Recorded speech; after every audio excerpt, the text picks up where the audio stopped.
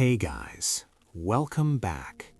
Tonight we're drifting into a Rome that no longer exists, a city of torchlight and quiet ambition, where marble streets carried whispers instead of footsteps, and two names slowly pulled an empire apart without ever meaning to.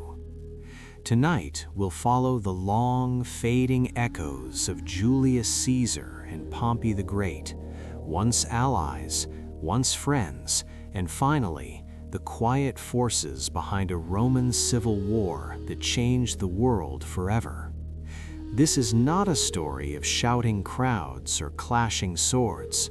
It's a gentle Roman Civil War bedtime history. A calm history for sleep about power, loyalty, and the slow cost of ambition in ancient Rome. We'll wander through mist-covered fields, silent Senate halls, and moonlit shores far from home, where victory felt heavy and defeat arrived without noise. So before you get comfortable, take a gentle moment to like this video and subscribe, but only if these deep sleep history stories help you find peace, sleep better, or simply reflect on our shared journey through time. Now, close your eyes, let Rome fade into shadow, and allow this long, quiet story to carry you gently towards sleep. Tonight, as your eyes slowly close, we drift back to a city glowing with torchlight and quiet ambition. A city that believed itself eternal, Rome. The streets are warm with stone that has known centuries of footsteps. Temples rise like calm witnesses, their columns breathing in the night air. The Forum rests beneath the stars, where voices once shaped the fate of the world, and now echo only as memory. This is not a night of battles. This is a gentle Roman Civil War bedtime story, told softly enough to let your thoughts slow and your breathing deepen. Long before swords were drawn, before banners were raised, there were two names spoken with reverence and eventually with fear: Julius Caesar and Pompey the Great. Rome, at this moment, stands at the peak of its power. Its borders stretch far beyond the horizon, its roads binding distant lands into a single heartbeat. Merchants whisper in shaded corners, senators argue beneath marble roofs, and ordinary citizens move through their days unaware that history is quietly gathering its breath. This is the Rome people trust to last forever, and yet it is also a Rome balanced delicately between loyalty and ambition. Caesar walks these streets not yet as a conqueror, but as a man of ideas, reform, and restless vision. He listens more than he speaks, watching the currents of power as one studies the tide before setting sail.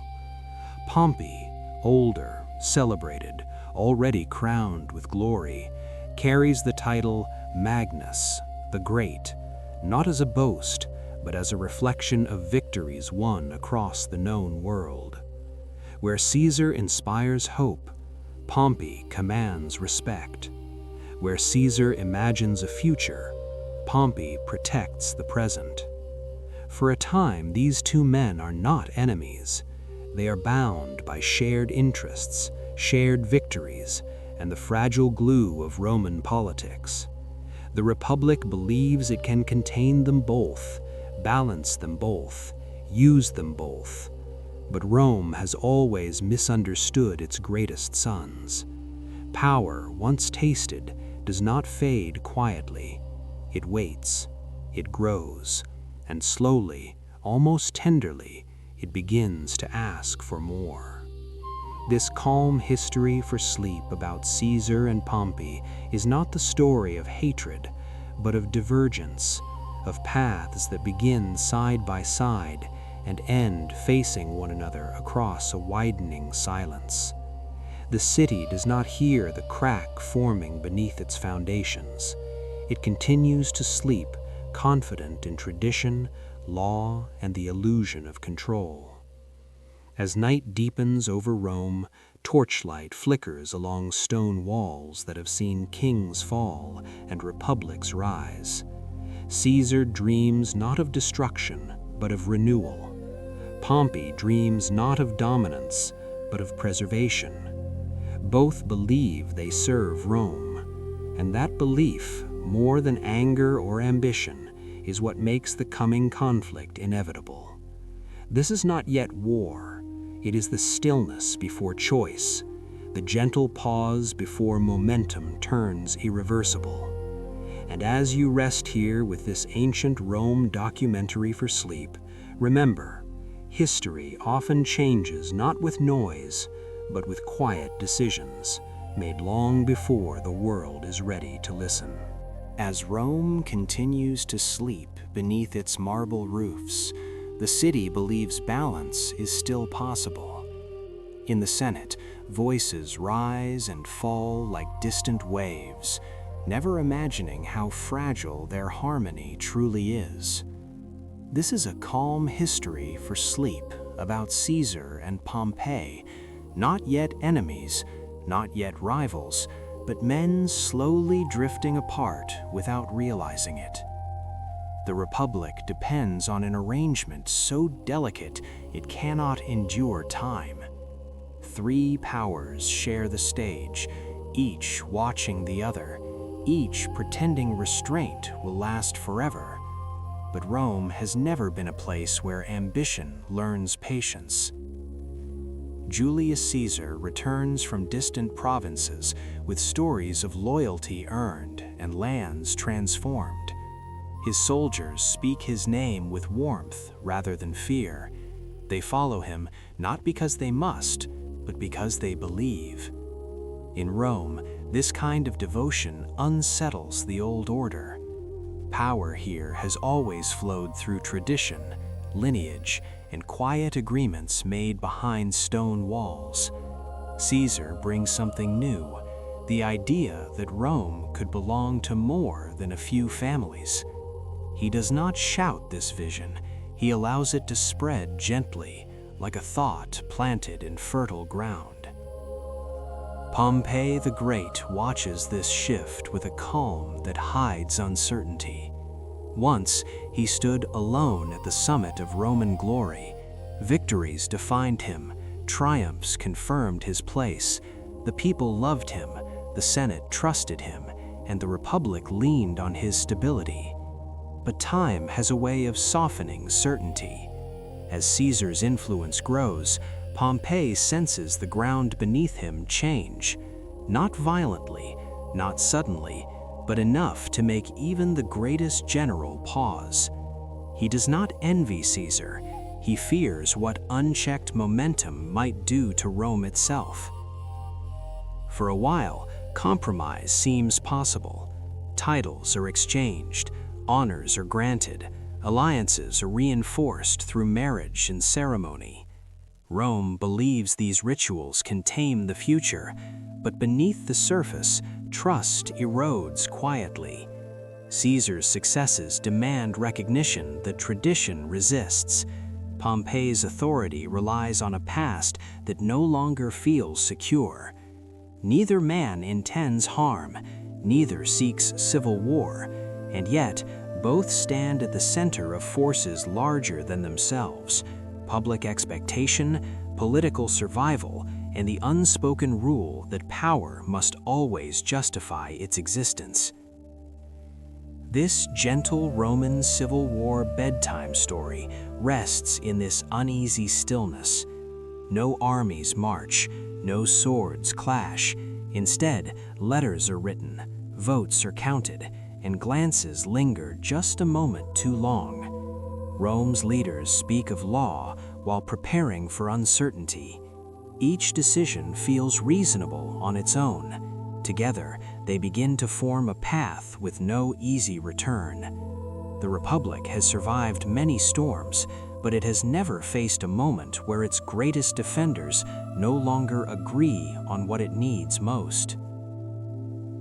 As night settles deeper, the city continues its routines.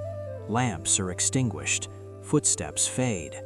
Somewhere beyond the hills, legions rest beside quiet fires, unaware of the weight history is placing upon them. This ancient Rome documentary for sleep reminds us that wars do not begin with violence. They begin with hesitation, with silence, with leaders choosing caution over trust and survival over unity. And so, Rome drifts forward, carried by the belief that tomorrow will resemble yesterday, even as the space between Caesar and Pompey grows wider with each passing breath. The night grows quieter over Rome, and in that quiet, something decisive begins to take shape. This is still a calm history for sleep about Caesar and Pompey, but the stillness now carries weight. The city breathes slowly, unaware that its future has already begun to narrow. In the Senate chambers, discussions soften into careful phrases, words chosen not to persuade, but to protect. Each man believes he is acting for Rome, yet Rome itself has become an idea interpreted in different ways. Julius Caesar understands momentum. He has seen it on distant frontiers, felt it in the loyalty of his legions, and sensed it in the hopes of citizens who believe the Republic can still evolve. To stop moving forward, he knows, is to surrender everything he has built. Pompey the Great understands stability. He has lived long enough to know how quickly change turns into chaos, how easily crowds can be led astray, and how fragile order truly is. To allow one man too much freedom, he believes, is to invite the collapse of the very system that made Rome great. Between these understandings, a space opens, quiet, tense, and irreversible. No one announces the beginning of a civil war. Instead, there are expectations. Caesar is asked to lay down command, to return as an ordinary citizen, stripped of the authority that has defined him. Pompey the Great is asked to stand firm, to defend tradition, even if it means standing against a former ally. Each request appears reasonable when spoken aloud. Each feels dangerous when considered in silence.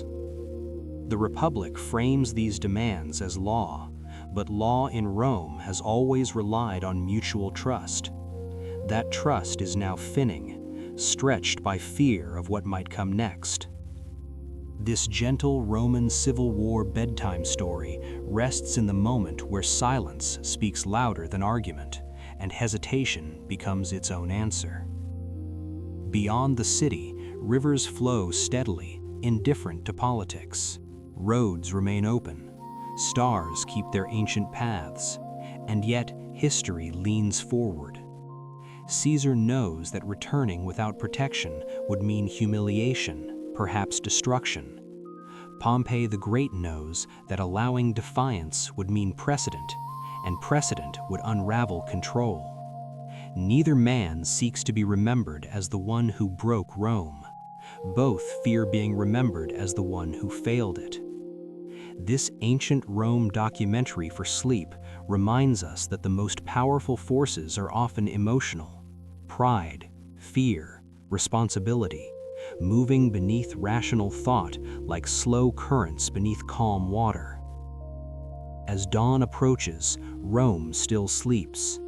Bakers prepare bread. Guards change shifts. The city believes itself unchanged, but choices have already been made, quietly and without ceremony.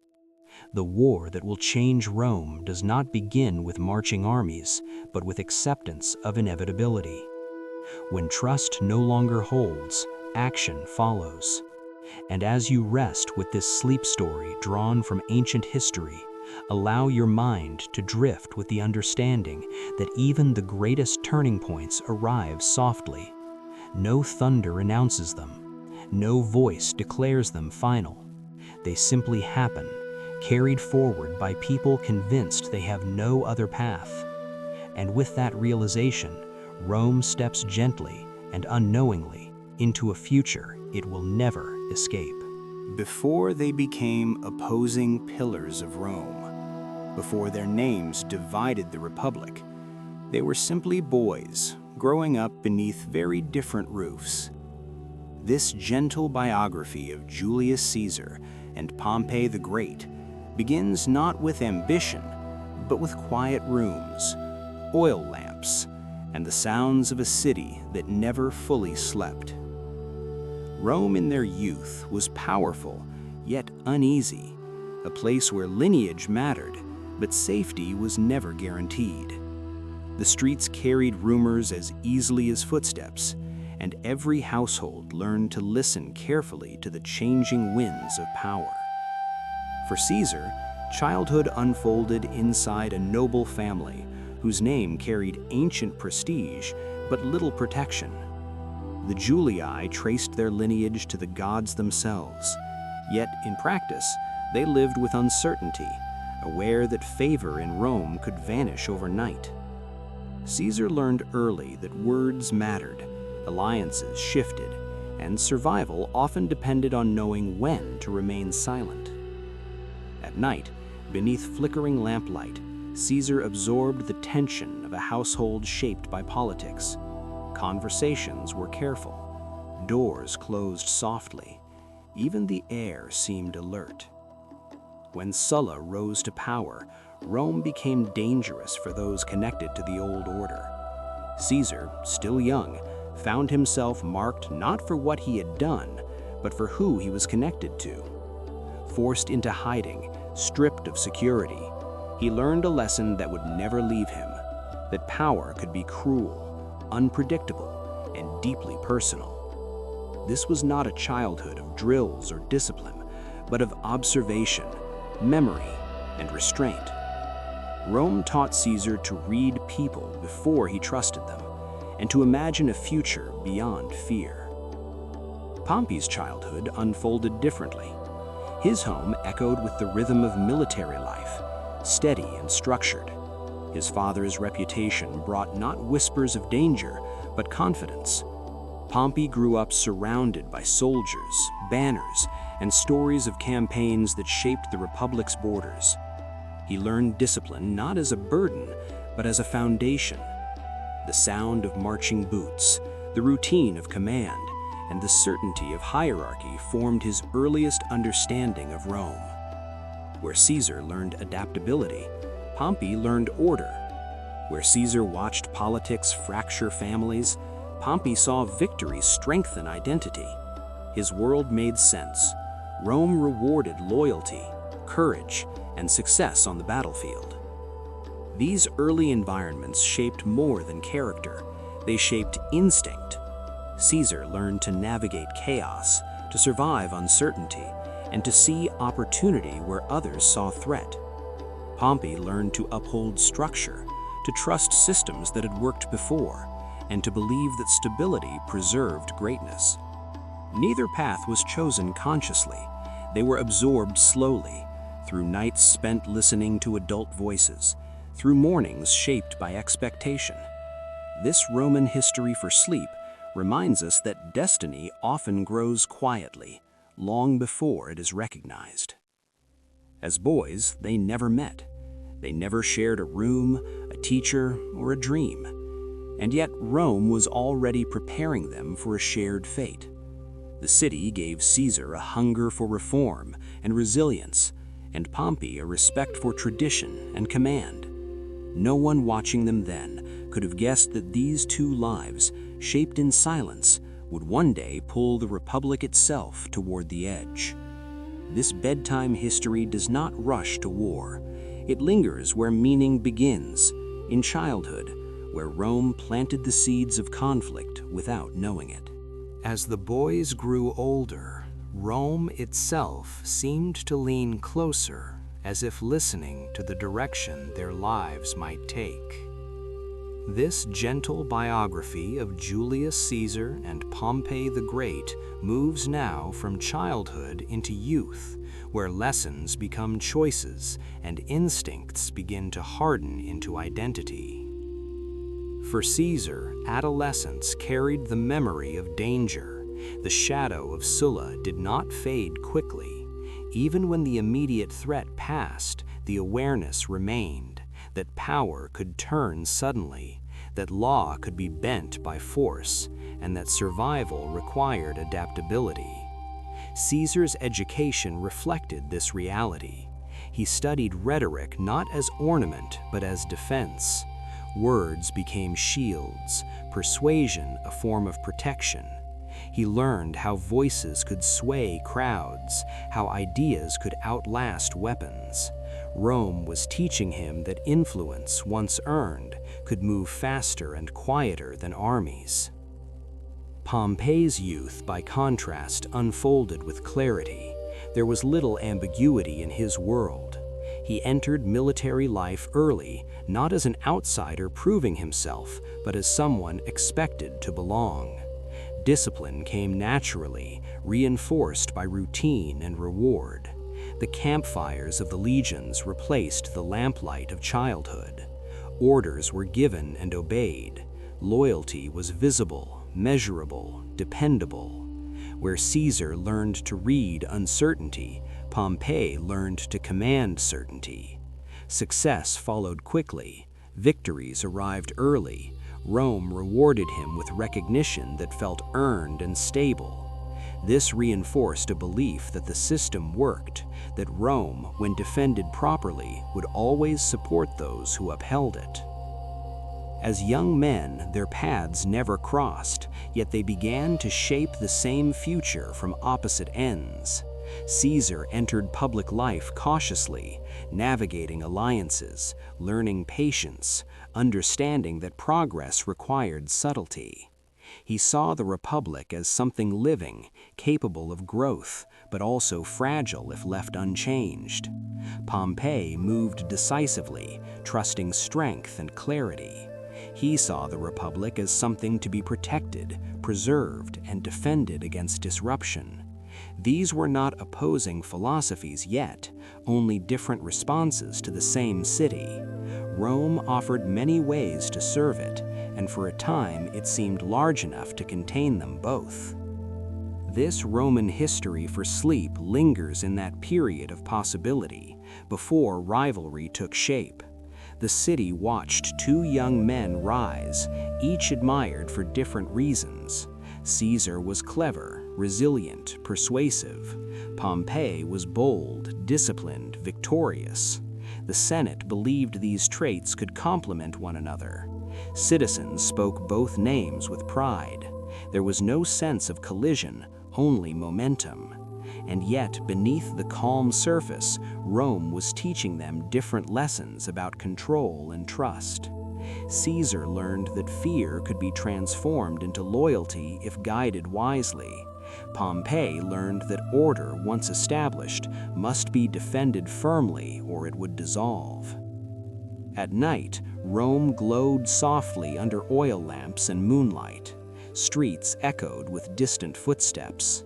Somewhere, Caesar refined his voice, learning how to speak so that others would listen. Somewhere else, Pompey studied maps and formations, learning how to move men with confidence. Neither imagined the other as an obstacle. Neither imagined civil war. But the city, ancient and patient, was shaping them toward a future where their instincts would no longer align. This bedtime history does not hurry toward that moment. It rests here, in the calm before divergence becomes destiny, reminding us that history often grows from differences that feel harmless until they are not. As youth slowly gave way to early adulthood, Rome began to reveal what it would demand from each of them. This gentle biography of Julius Caesar and Pompey the Great settles into the quiet moment where potential becomes direction. For Caesar, survival had already taught him that Rome rewarded courage only when it was carefully timed.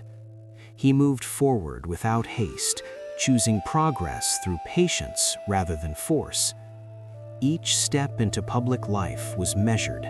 Each alliance was temporary, understood as a tool rather than a promise. He listened more than he spoke, learning how fear could be eased, how hope could be shaped, and how loyalty could be earned without command. Rome was teaching him that true influence came not from position alone, but from understanding what people longed for beneath their words. Pompey's ascent followed a different rhythm. His successes arrived quickly, invisibly, confirmed by victories that left little room for doubt. Authority settled on him naturally, reinforced by tradition and the expectation that leadership should be decisive. He did not need to persuade the crowd. The crowd trusted the certainty he represented. Rome rewarded him with honor, responsibility, and the belief that stability was its greatest virtue. In Pompey's world, hesitation weakened order, and compromise threatened clarity. The Republic, he believed, survived because men like him stood firm when uncertainty appeared. For a brief time, these rising figures existed in parallel without conflict. Rome admired them both. The Senate saw usefulness in both approaches. The city itself seemed vast enough to hold multiple visions of greatness. Yet beneath this calm surface, something subtle was taking shape. Caesar's strength lay in adaptation, in the ability to move with change rather than resist it. Pompey's strength lay in preservation, in holding the line against forces that threatened to reshape the familiar. Neither approach was wrong. Both were born from experience, but together they could not coexist forever.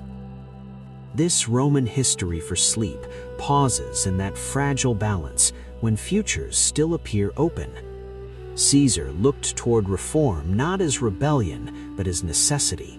Pompey looked toward tradition not as stagnation, but as protection. Rome, however, would eventually demand a single direction. The Republic could bend only so far before it had to choose what it valued most, continuity or transformation. And as both men gained confidence, Rome began to reflect their differences back at them. Support gathered, expectations formed, whispers followed each success.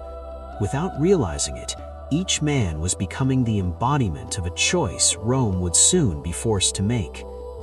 At night, oil lamps burned low in villas and barracks alike. The city breathed in unison, unaware of the lines quietly being drawn. Caesar refined his ability to wait, to endure uncertainty without surrendering momentum. Pompey refined his ability to act, to impose order where confusion threatened. These instincts, shaped over years, now defined them. The gap between them was no longer one of circumstance, but of belief. This bedtime history reminds us that conflict often begins not with anger, but with incompatible truths, each held with sincerity. No one in Rome, watching these men at this stage, could have predicted the scale of what was coming. They saw ambition, talent, promise. They did not yet see inevitability. And yet, the Republic was already leaning toward a moment when these two paths would meet and refuse to yield. This ancient Rome documentary for sleep does not rush to that collision.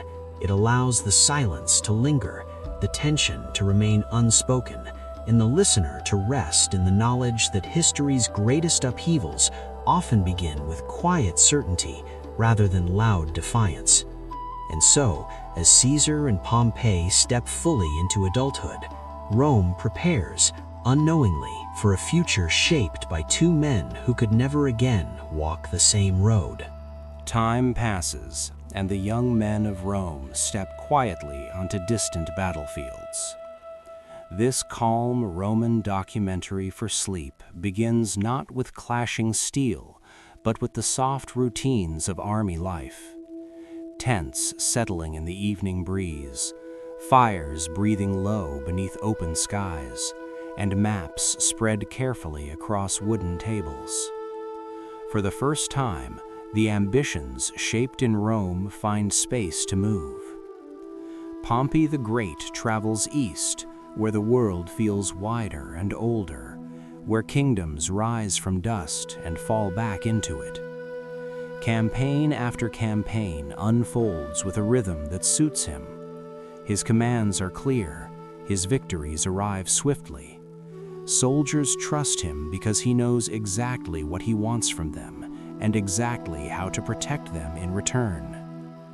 The eastern provinces respond to certainty, and Pompey provides it. As cities open their gates, his name begins to travel ahead of him, carried by messengers and whispers. Rome listens, and soon Rome gives him a title that feels inevitable: the Great. While Pompey's star rises in the east, Julius Caesar moves westward toward Hispania, where the land feels harsher and less forgiving. His command is smaller, his resources thinner, but his attention is sharper. Caesar learns the texture of his soldiers' lives, the weight of armor after long marches, the quiet conversations shared beside dying fires, the tension that lingers before dawn. He does not command from a distance. He listens. He adapts. Victories come slowly, earned through endurance rather than spectacle.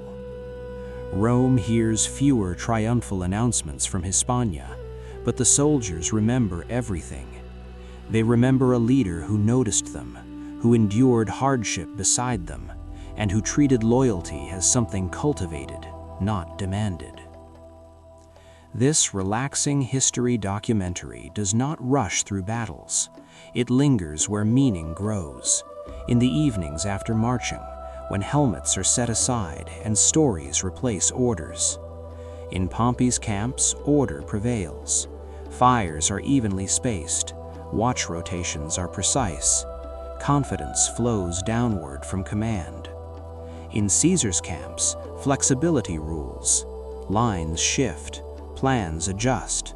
Morale matters as much as formation. Both approaches succeed, and Rome begins to see something rare. Two commanders, different in style, both effective. Two stars rising at once, each illuminating a different corner of the Republic's future. Back in Rome, the Senate debates these victories in measured tones. Triumphs are recorded, honors considered. Citizens speak both names with growing admiration. There is no rivalry yet, only comparison. Pompey represents expansion stabilized by strength. Caesar represents resilience shaped by understanding. Neither man challenges the other's success. In fact, their achievements seem to confirm the Republic's greatness. Rome believes it has found balance. Power in the east, promise in the west. The city sleeps comfortably beneath that belief. As night deepens over distant camps, soldiers drift into rest.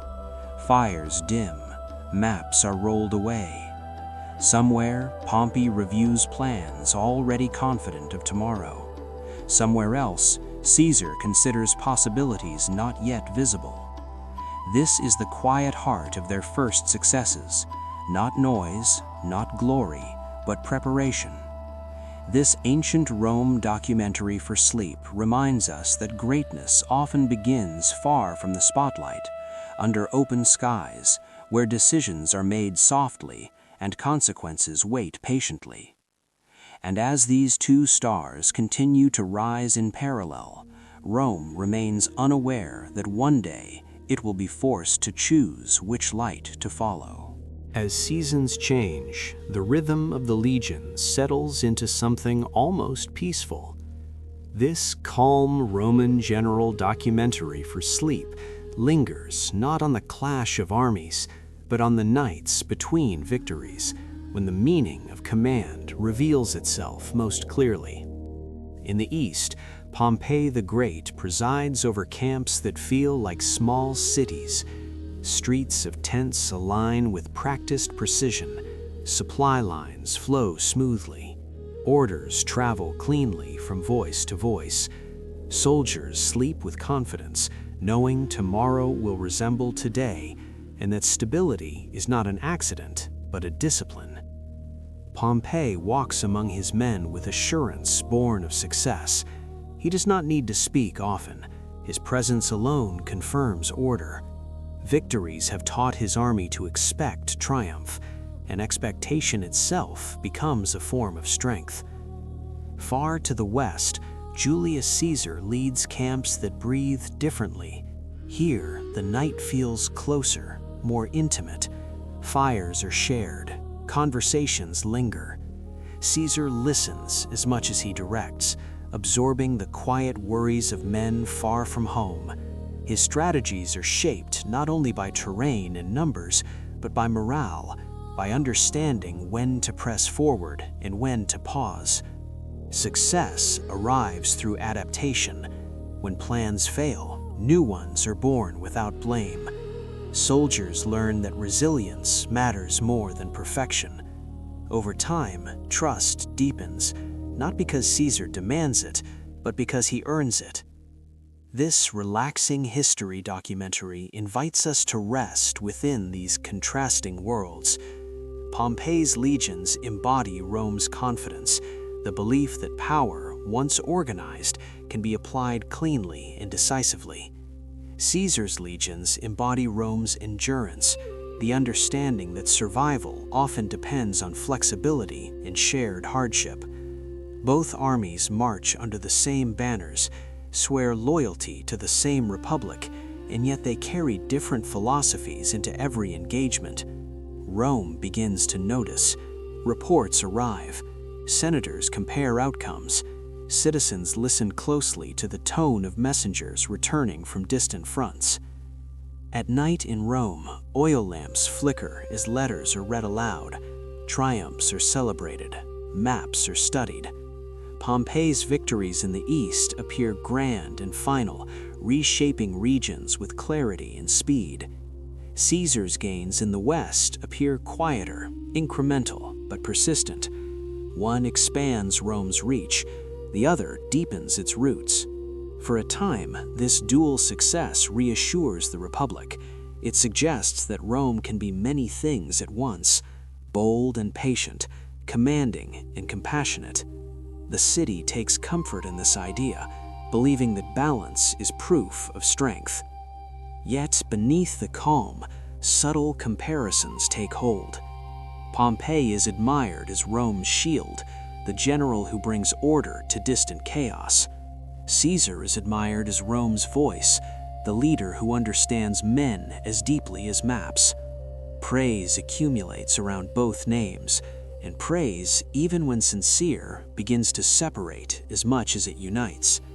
Each camp hears whispers of the other's success. Not jealousy, not yet, but awareness. Awareness grows quietly, like a second fire kindled beyond the edge of sight. As the night deepens over both camps, soldiers drift into sleep.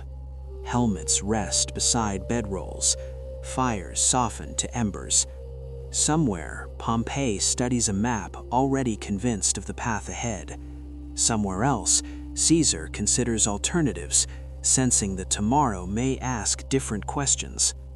This ancient Rome documentary for sleep reminds us that greatness is not a single shape. It can arrive through command or through connection, through certainty or through understanding.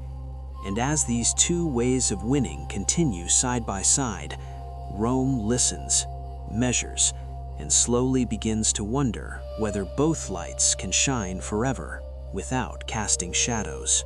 As victories accumulate, Rome begins to feel the gentle pull of pride.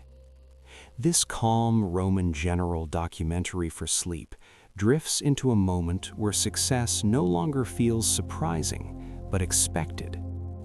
In the east, Pompey the Great stands at the height of recognition. Cities align themselves without resistance. Borders settle into new shapes. The sound of celebration follows him like a distant echo rather than a roar.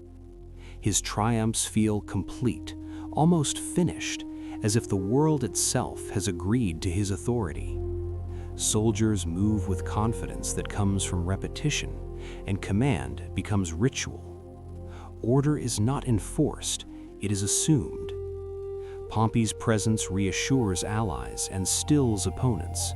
He has become, in Rome's imagination, the general who ends wars. In the West, Julius Caesar reaches a different kind of peak. His campaigns do not conclude with neat finality. Instead, they deepen.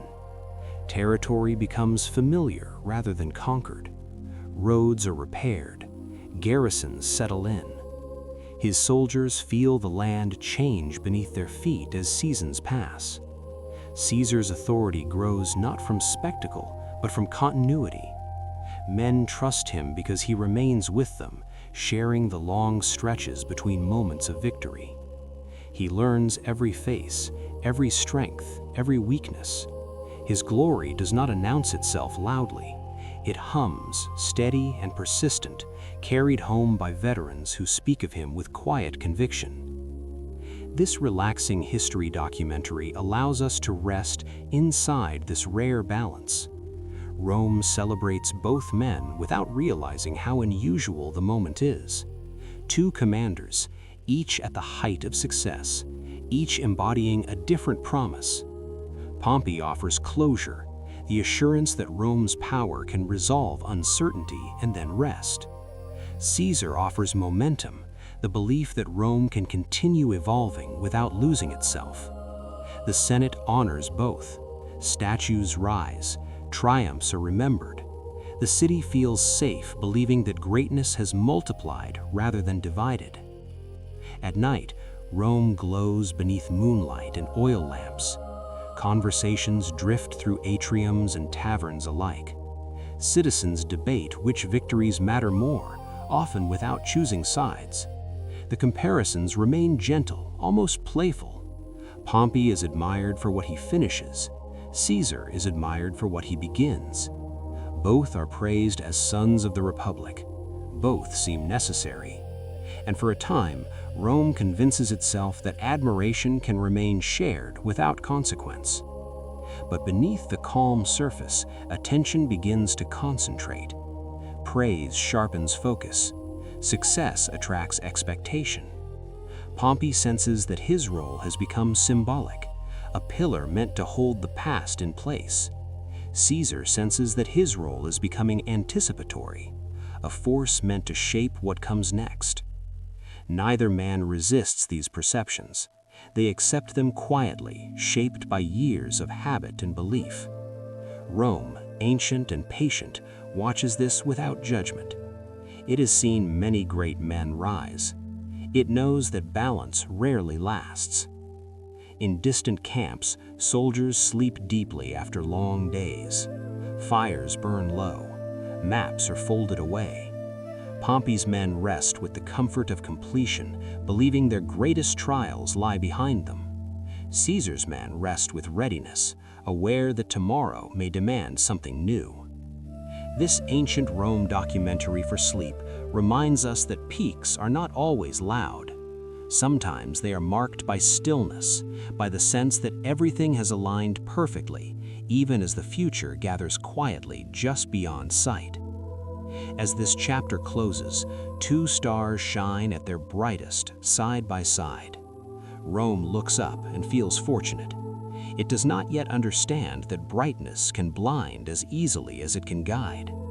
For now, the Republic breathes easily, believing it has mastered the art of producing greatness without conflict.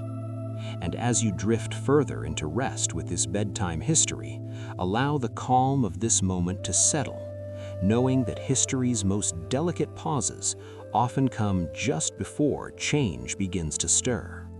To survive in Rome, strength was rarely enough. Influence had to be shared, borrowed, or quietly exchanged. Long before open conflict, before legions turned inward, There was a moment when the most powerful men in the Republic chose cooperation over confrontation, not because they trusted one another, but because Rome made survival expensive. This soft-spoken explanation of the first triumvirate unfolds in the shadows of marble halls and private dinners, where agreements were sealed not with law, but with mutual necessity. Julius Caesar understood politics as movement, as the careful redirection of forces already in motion. He had ambition, vision, and the rare ability to speak to both elites and crowds. Pompey the Great held military loyalty and the prestige of victories that still echoed across Rome. Marcus Licanius Crassus possessed wealth so vast it moved markets and bent decisions without ever raising a voice.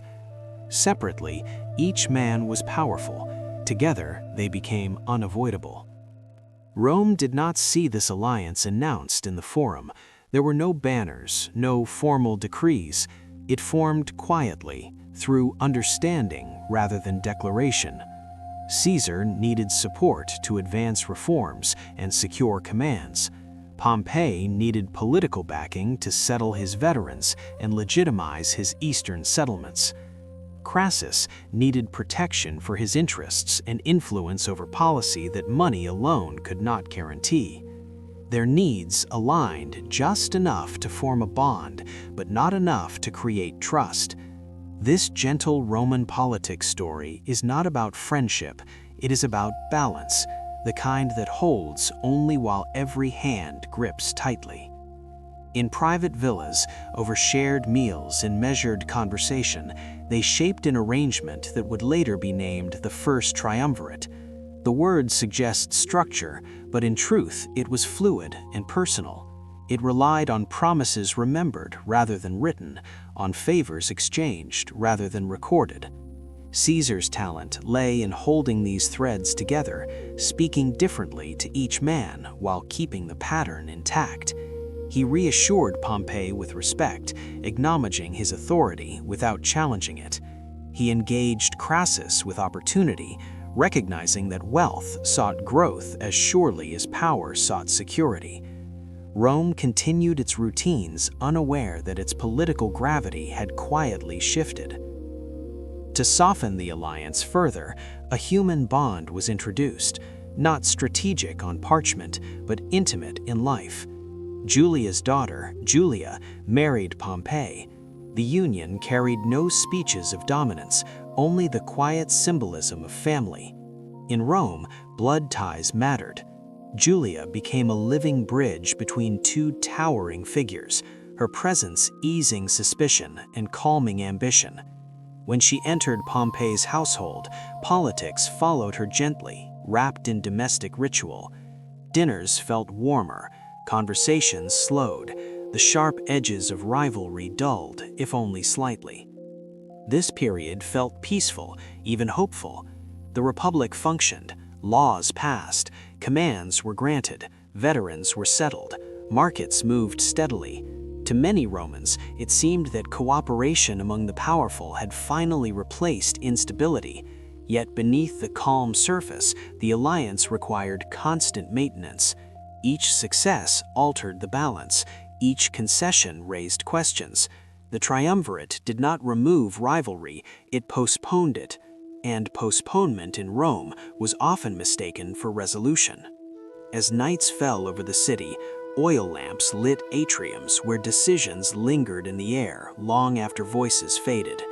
Caesar moved carefully between allies, attentive to tone and timing. Pompey enjoyed the legitimacy the alliance granted him, but remained alert to shifts in influence. Crassus measured outcomes in returns and leverage, content so long as his position remained secure.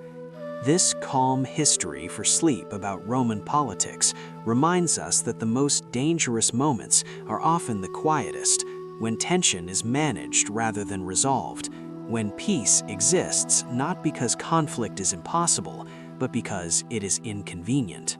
The balance that held Rome together during the years of cooperation depended on more than agreement.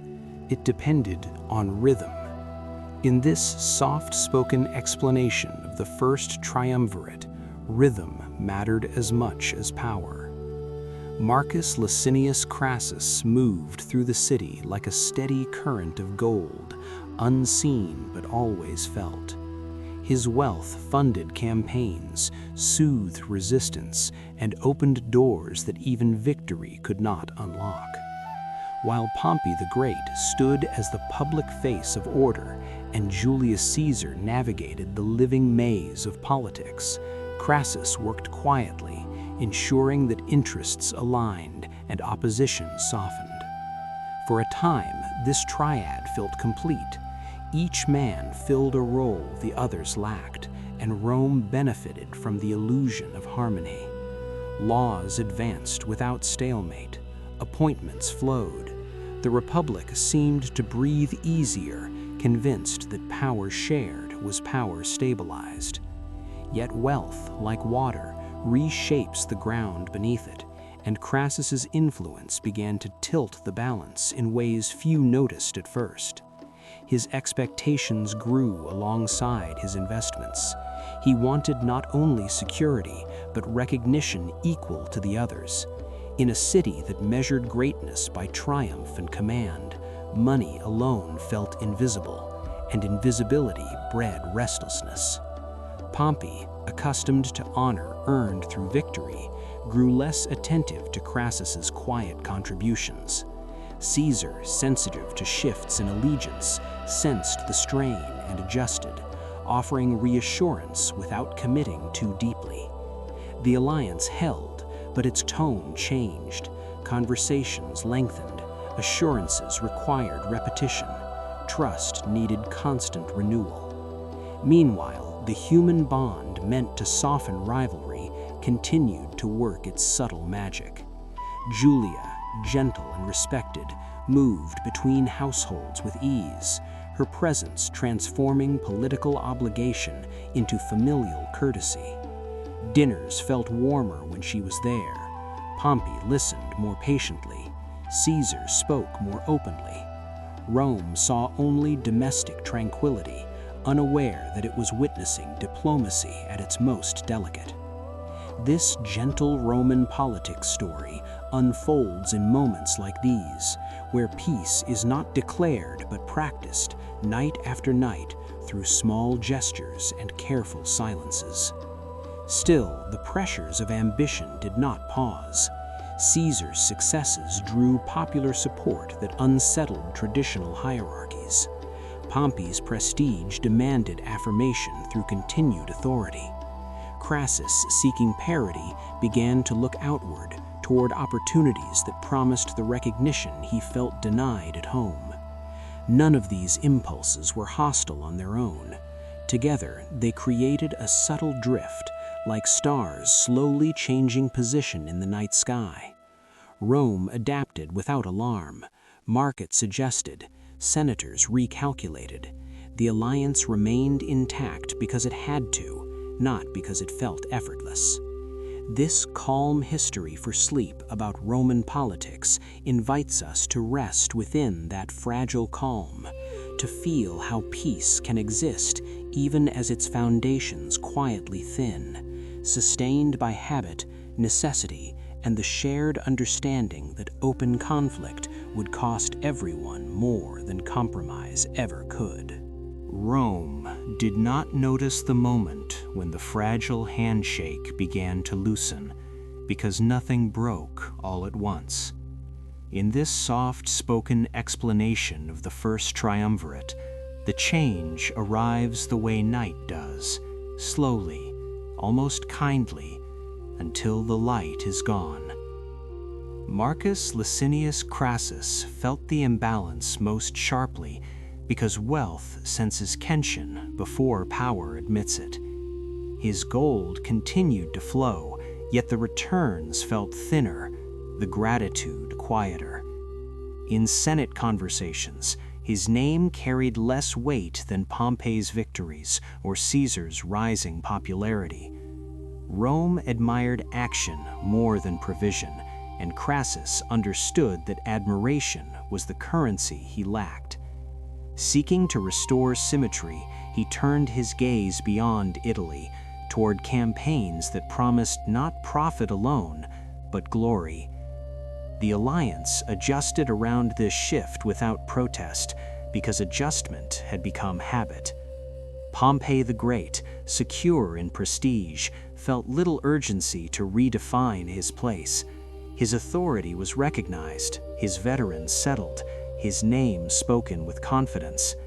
Stability, for him, meant preservation. Julius Caesar, meanwhile, sensed opportunity moving beneath the surface. Popular support followed him like a tide, not loud but persistent, reshaping the shoreline of Roman politics. He navigated carefully, careful not to provoke, careful not to retreat. The triumvirate continued to function because each man still benefited, but benefit no longer felt equal. The marriage that had softened rivalry remained a living symbol of balance. Julia moved through Pompey's household with warmth that felt genuine, not strategic. Her presence slowed conversations, encouraged patience, and reminded both men of bonds beyond ambition. In her company, political calculation softened into something almost domestic. Rome mistook this gentleness for permanence, yet outside these rooms, pressures accumulated. Caesar's reforms stirred resistance among traditional elites. Pompey's authority required constant reaffirmation through influence rather than force. Crassus's ambitions pulled him farther from the city that had never fully acknowledged him. None of these movements were confrontational, but together they created distance.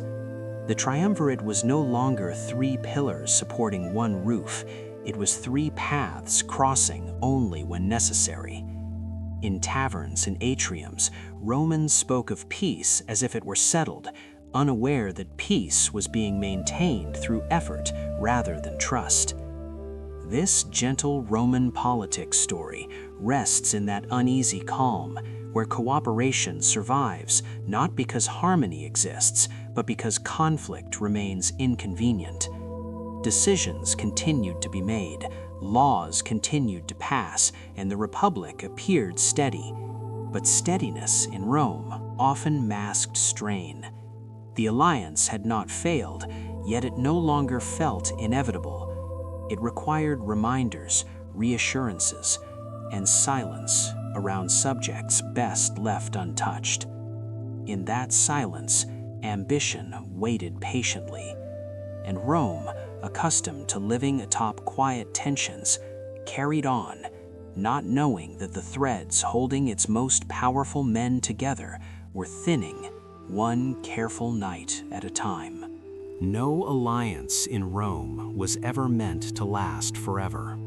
The city itself was built on change, on the quiet replacement of one balance with another. In this slow-paced story of how Caesar and Pompey became rivals, the shift does not arrive with anger, but with absence. The first absence is gentle, almost domestic, yet its effect reaches far beyond any household. Julia dies young, and with her passes more than a life. She had been the living bridge between two towering figures, a presence that softened ambition into patience. In Pompey's home, her laughter had slowed political talk. In Caesar's heart, her role had offered reassurance that family could still anchor power. When she is gone, the bridge does not collapse loudly. It simply empties. Conversations lose. No alliance in Rome was ever meant to last forever. The city itself was built on change, on the quiet replacement of one balance with another. In this slow-paced story of how Caesar and Pompey became rivals, the shift does not arrive with anger, but with absence. The first absence is gentle, almost domestic, Yet its effect reaches far beyond any household. Julia dies young, and with her passes more than a life. She had been the living bridge between two towering figures, a presence that softened ambition into patience. In Pompey's home, her laughter had slowed political talk. In Caesar's heart, her role had offered reassurance that family could still anchor power. When she is gone, the bridge does not collapse loudly. It simply empties. Conversations lose warmth. Dinners shorten. The alliance continues on paper, but the human reason for care fades quietly into memory. Rome notices the change without naming it. The city has seen many deaths, and yet this one alters the atmosphere. Pompey withdraws slightly, his grief private but deep, his patience thinner. Caesar mourns from afar, carrying loss alongside responsibility. Neither man blames the other, but the space between them widens in small, cumulative ways.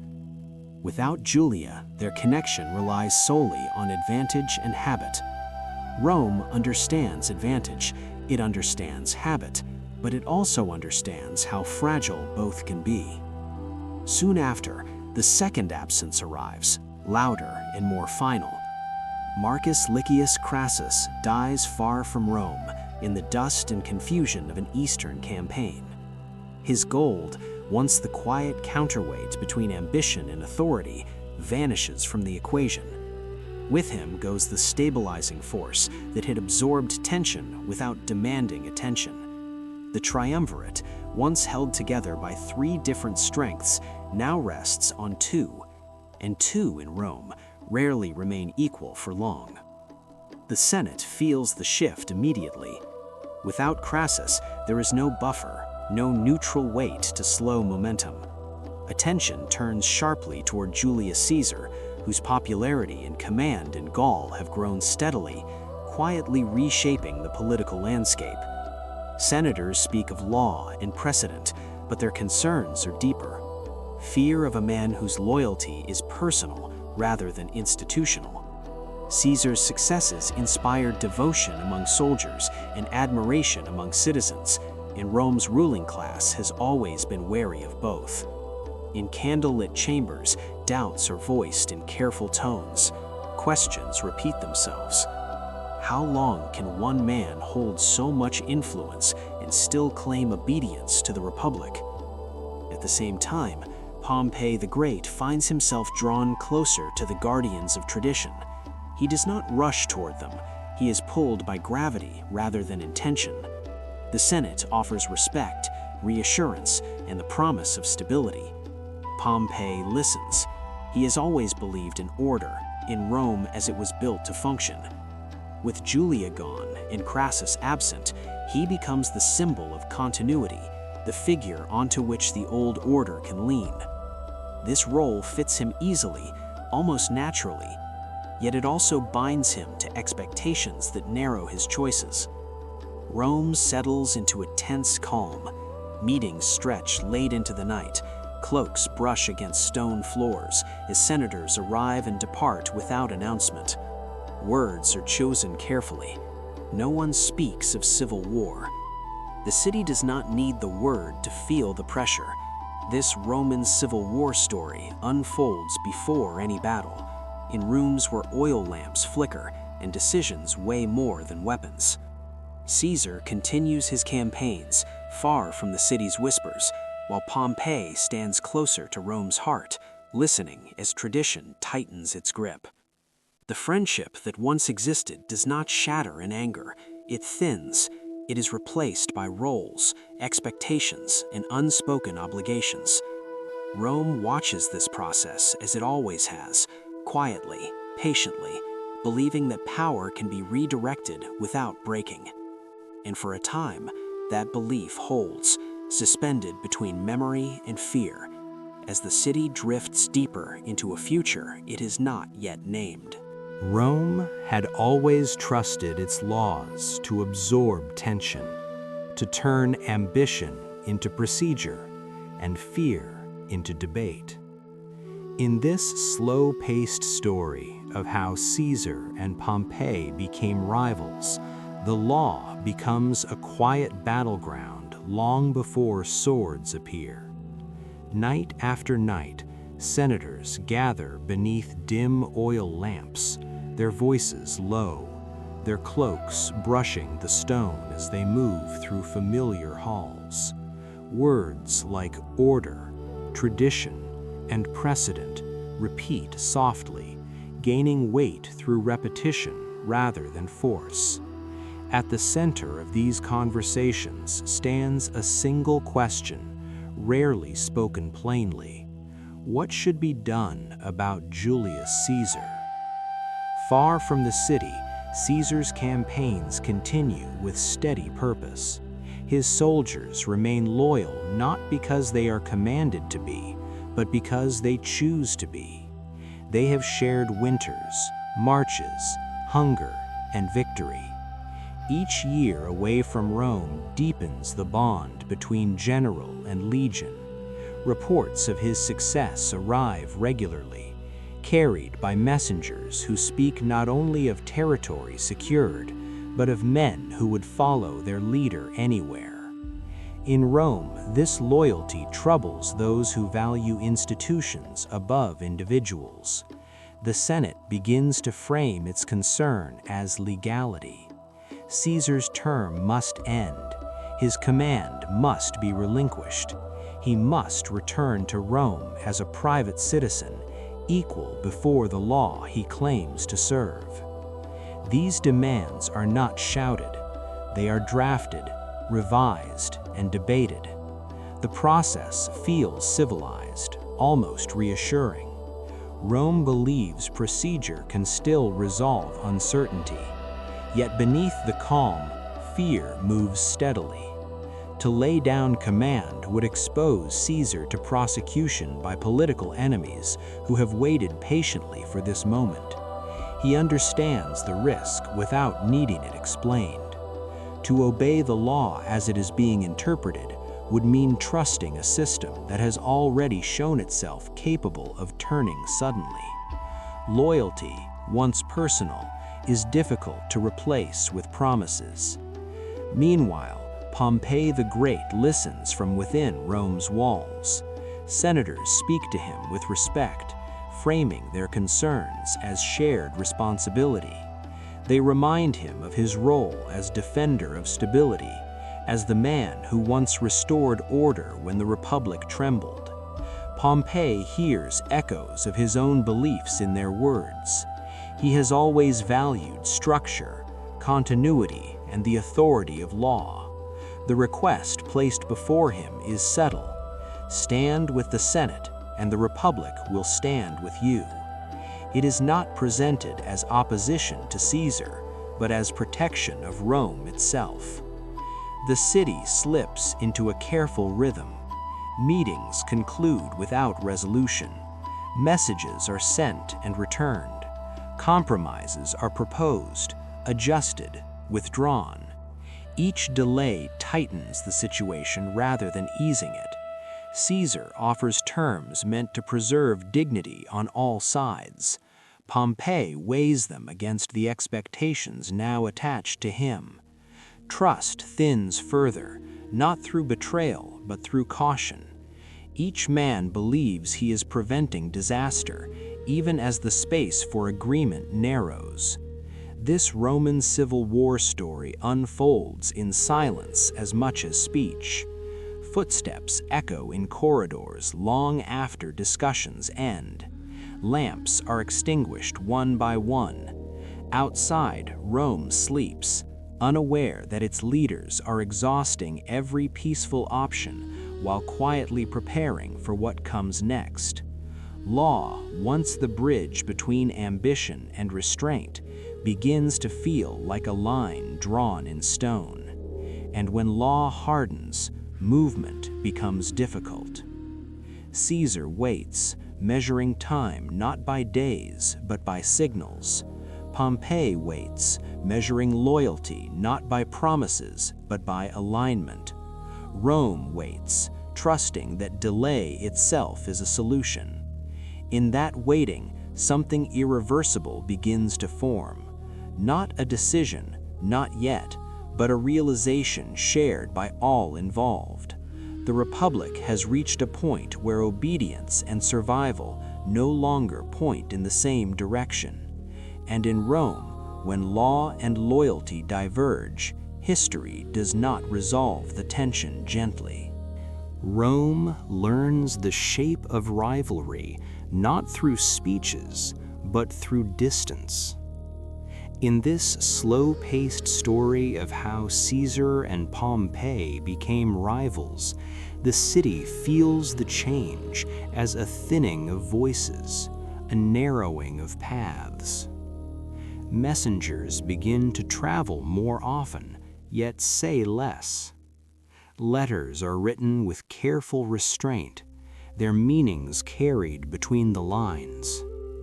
The law remains the language of debate, but its tone hardens, becoming a boundary rather than a bridge. The Senate issues instructions that sound like procedure and feel like pressure. To some, they promise safety. To others, they signal exclusion. From the north, Caesar listens to Rome through reports that arrive with measured regularity. He hears of resolutions passed, of debates concluded without him, of expectations set as if time itself were an ally. His soldiers wait nearby, accustomed to patience, accustomed to reading their commander's silence. Caesar understands that silence has begun to work against him. To return without protection would mean stepping into a courtroom shaped by fear and memory. To remain where he is would mean defying the rhythm Rome believes it controls. Between these options lies no comfort, only calculation. Within the city, Pompey the Great stands amid growing certainty. Senators turn to him not with demands, but with assurances. They speak of unity, of preserving the Republic, of preventing chaos. The weight of expectations settles gently, almost kindly on his shoulders. Pompey accepts it not as ambition, but as duty.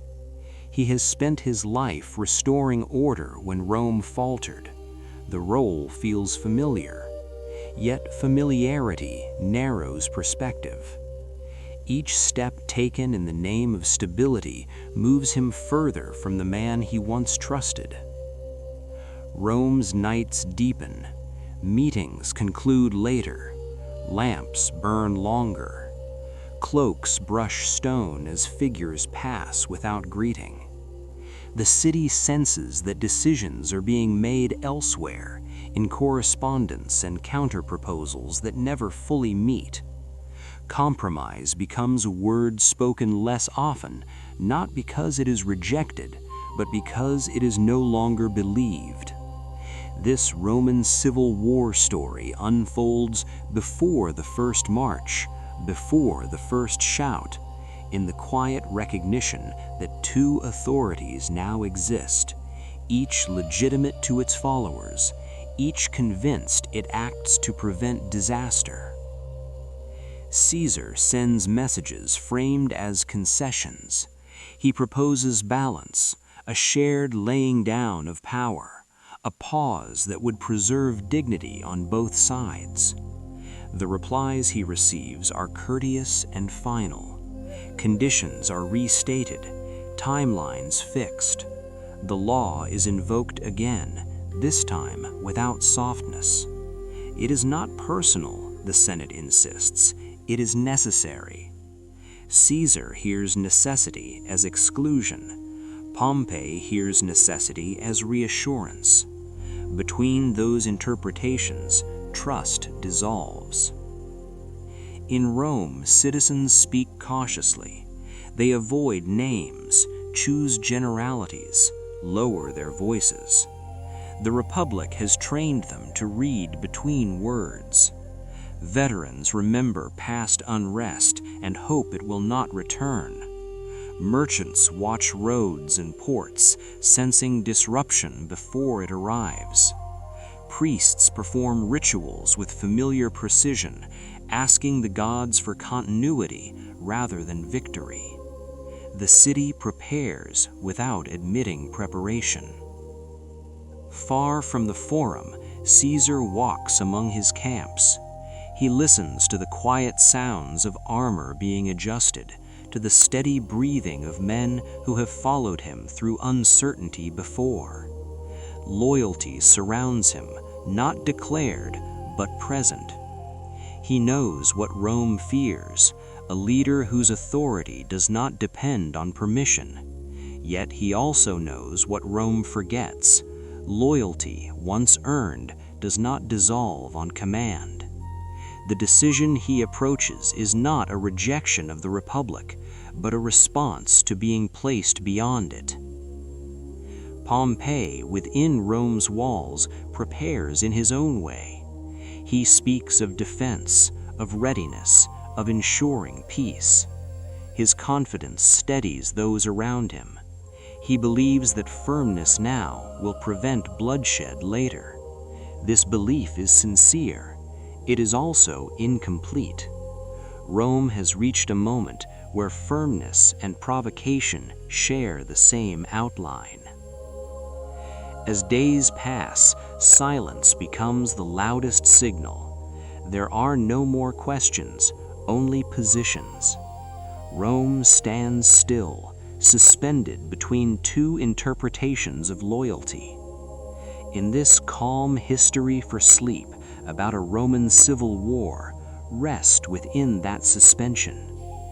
Feel how rivalry forms not from hatred, but from incompatible duties, each embraced with conviction.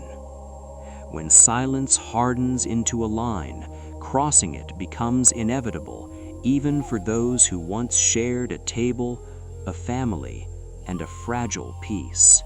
There comes a moment in history when choices narrow until only one path remains visible. In this crossing the Rubicon sleep story, that moment does not arrive with thunder, but with stillness. Julius Caesar receives the Senate's final message not as a shout, but as a formal statement, measured and cold.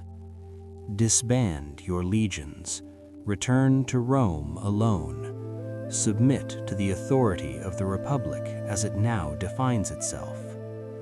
The words are polite, legal, carefully framed, yet Caesar hears what lies beneath them. To comply would not restore balance, it would end him. Accusations wait behind procedure, trials wait behind courtesy. Rome's promise of fairness feels distant, shaped by fear rather than law. The order arrives as winter settles across northern Italy. Roads grow quiet, camps tighten against the cold. Caesar reads the message without visible reaction. He has known this moment was approaching, though not the precise shape it would take. For years, compromise has retreated step by step, replaced by demands that leave no room for dignity. Caesar understands Rome's intention clearly now. He is not being asked to return, he is being summoned to disappear. That night, Caesar walks beyond the warmth of his tent. The camp rests in silence, broken only by the faint sounds of men breathing, horses shifting, leather creaking softly in the cold. These soldiers have followed him across rivers, forests, and seasons. They do not ask questions, they wait. Loyalty here is not loud, it is steady, grounded in shared endurance rather than rhetoric. Caesar knows that whatever he chooses, they will move with him. That knowledge does not comfort him, it weighs on him. Ahead lies the Rubicon River, narrow and unremarkable, its dark water slipping quietly through the landscape. By daylight, it would barely draw attention. By night, it becomes a boundary charged with meaning. Roman law forbids a general from crossing it with troops. To do so is to bring the army into Italy itself, to turn command into rebellion.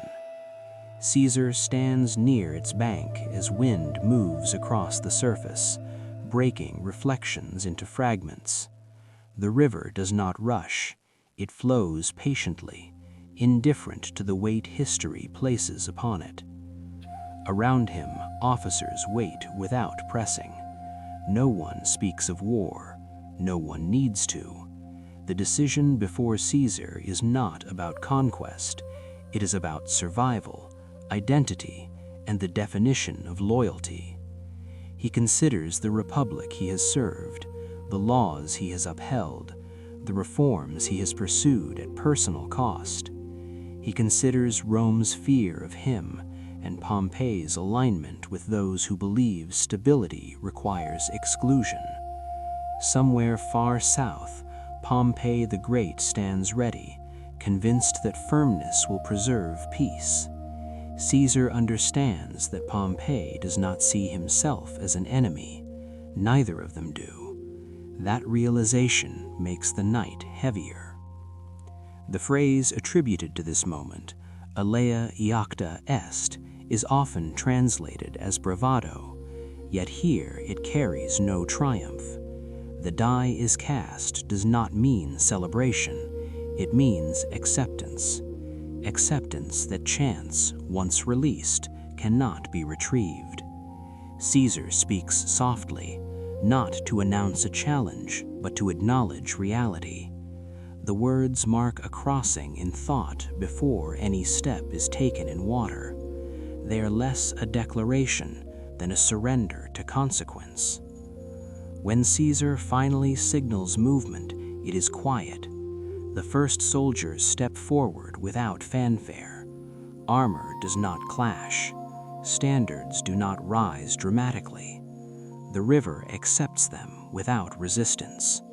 Water moves around boots and disappears behind them, unchanged. This ancient Rome sleep aid lingers on the absence of spectacle.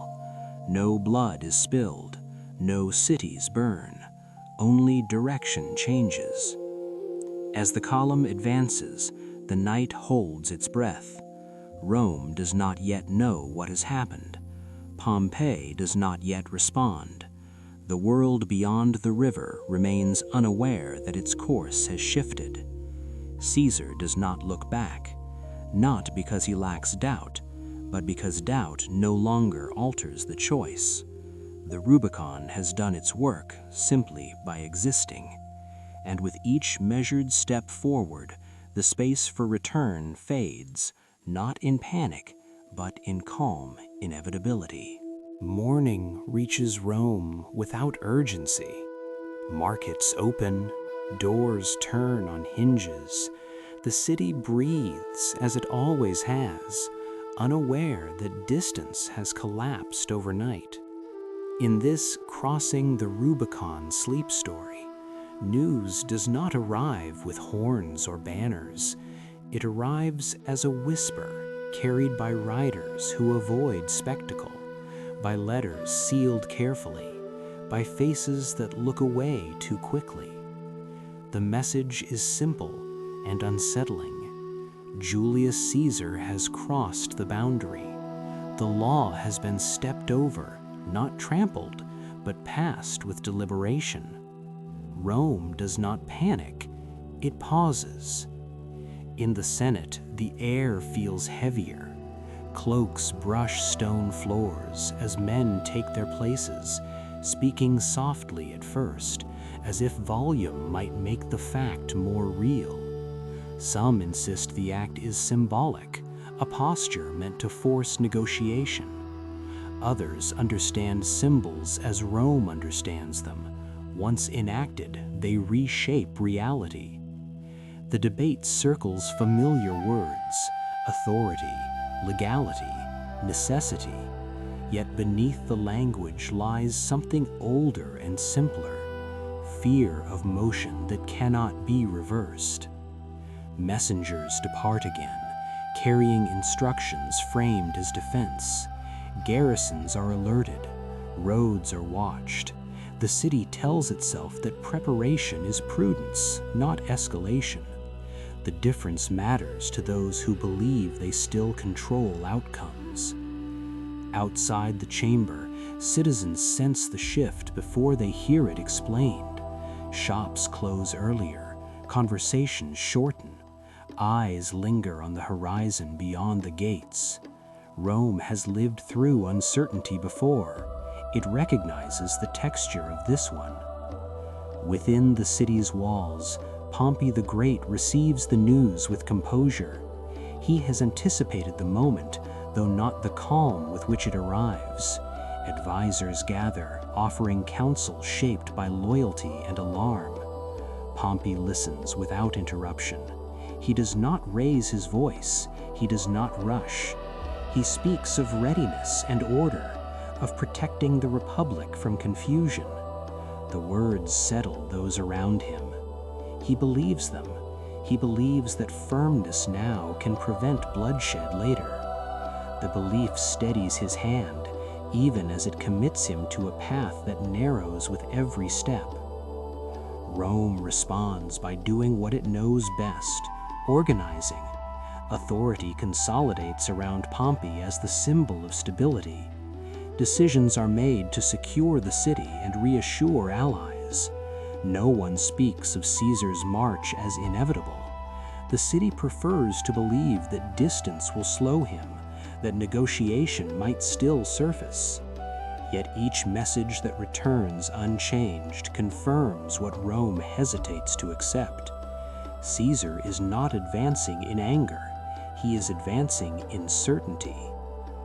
North of the city, the movement continues with restraint. Caesar's column keeps a measured pace. Villages open their gates without resistance, surprised more by the absence of violence than by the presence of soldiers. There are no speeches, no proclamations. Orders remain quiet and precise. The army moves as if passing through familiar ground, because for many it is. This ancient Rome sleep aid lingers on the stillness that surrounds the march. The roads remain intact. The sky remains wide. The land does not resist. Caesar understands that speed now is less important than tone. He does not seek to terrify Rome into submission. He seeks to arrive before fear hardens into hatred. Each night, camps settle early, fires burn low, men speak softly. The choice made at the river continues to unfold, not as conquest, but as consequence. Back in Rome, the realization deepens.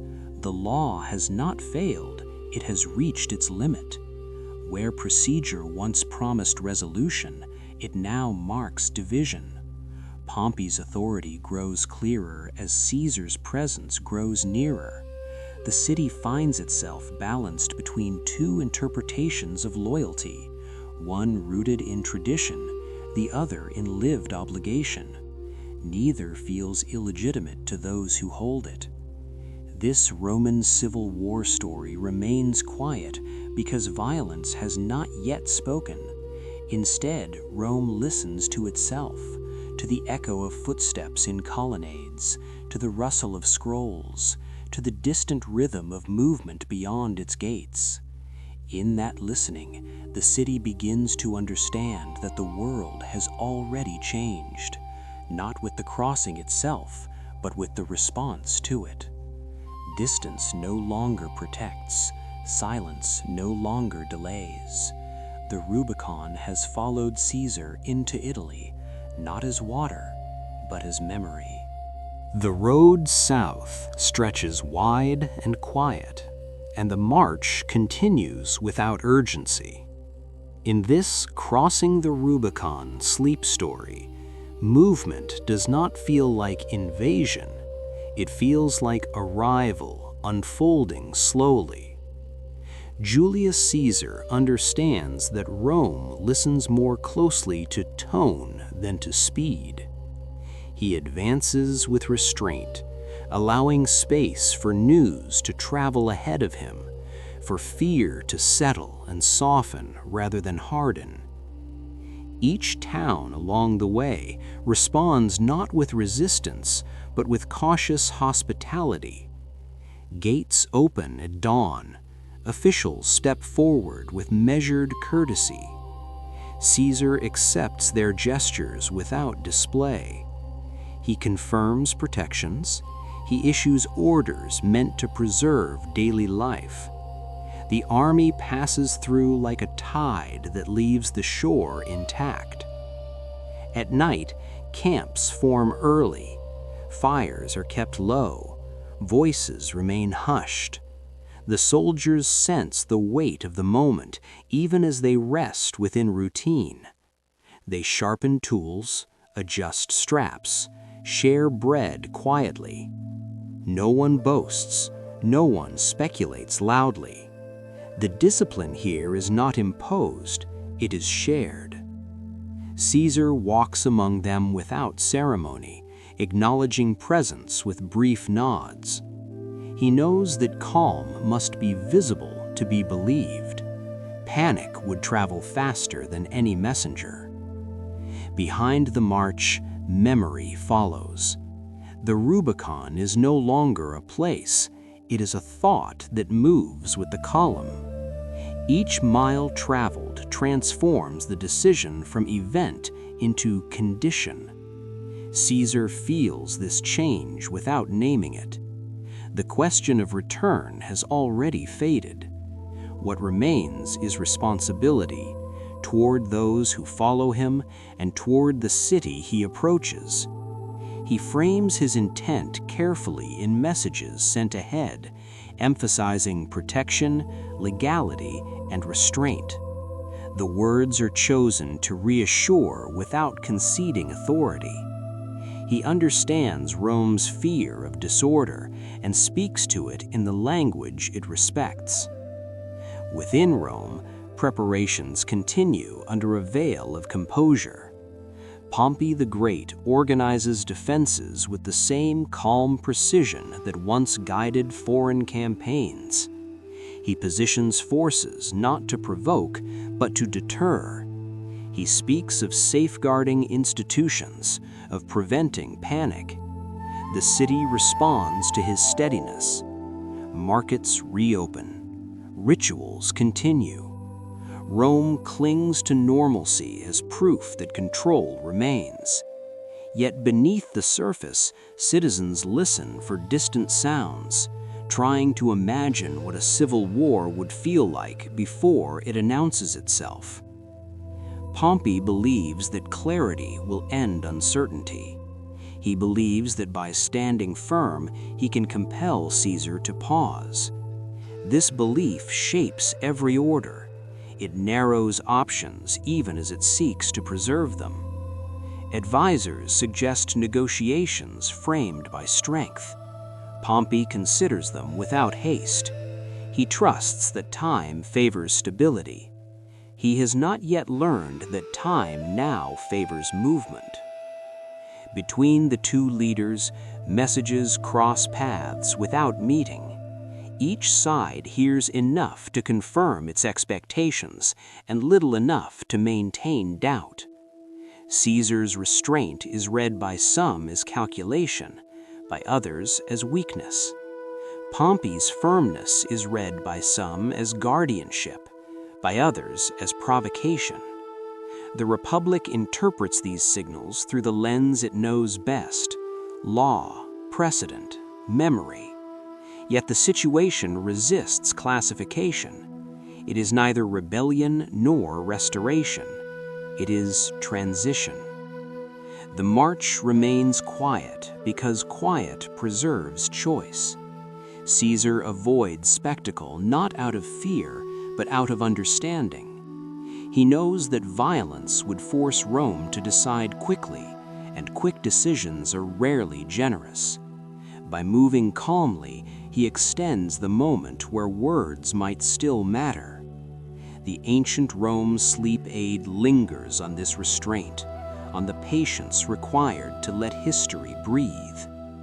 As days pass, the distance shortens. The horizon changes. Italy opens toward the capital that has shaped every life within it. Caesar does not speak of destiny, he speaks of duty. He does not promise victory, he promises order. The soldiers listen because order is what they have experienced under him. They trust continuity more than prophecy. In Rome, the awareness deepens that events are no longer waiting to be interpreted. They are arriving. Pompey stands ready, convinced that preparedness is peace. Caesar advances, convinced that presence is protection.